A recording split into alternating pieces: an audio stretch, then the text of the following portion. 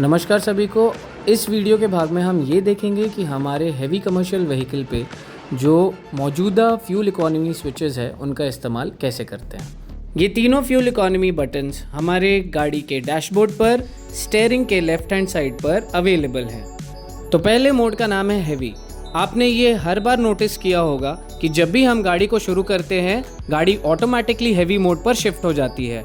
इसका कारण ये है कि जब हमें अपने गाड़ी को शुरू करना होता है तो उसे मैक्सिमम आउटपुट और मैक्सिमम टॉर्क की ज़रूरत होती है।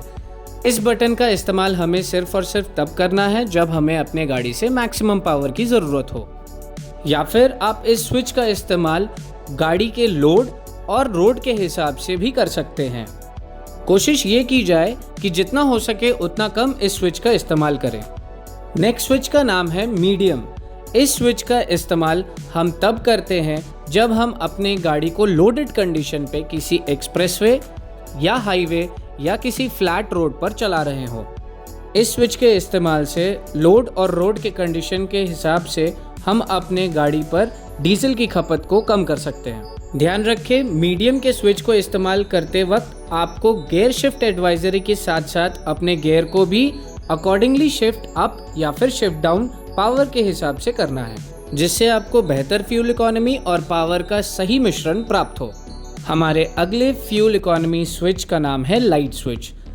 इस स्विच का इस्तेमाल हमें तब करना है जब हम किसी फ्लैट रोड, किसी एक्सप्रेसवे या किसी घाटी से नीचे उतर रहे हैं।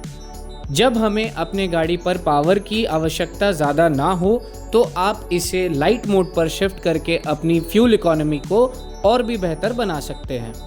लाइट मोड का इस्तेमाल करते वक्त आपको ये ध्यान रखना है कि आप अपने गाड़ी के टॉप गियर पर चल रहे हों, जिससे आपको ड्राइविंग के वक्त बेहतर फ्यूल इकोनॉमी और पावर का सही मिश्रण प्राप्त होता है। रोड के कंडीशन और लोड के हिसाब से इन तीनों स्विचेस का सही इस्तेमाल करने से हमें बेहतर फ्यूल इकोनॉमी प्राप्त होती है। इंस्ट्रूमेंट क्लस्टर के आरपीएम मीटर के नीचे रेड, ऑरेंज और ग्रीन से इकोनॉमी मोड्स का संबोधन किया जाता है। इंस्ट्रूमेंट क्लस्टर के डिस्प्ले यूनिट पर भी हमारे चलाने के हिसाब से लाइट, मीडियम और हैवी के सिंबल्स अवेलेबल होते हैं, जिससे हमें ये पता चलता है कि हमारी गाड़ी किस अवस्था में चल रही है।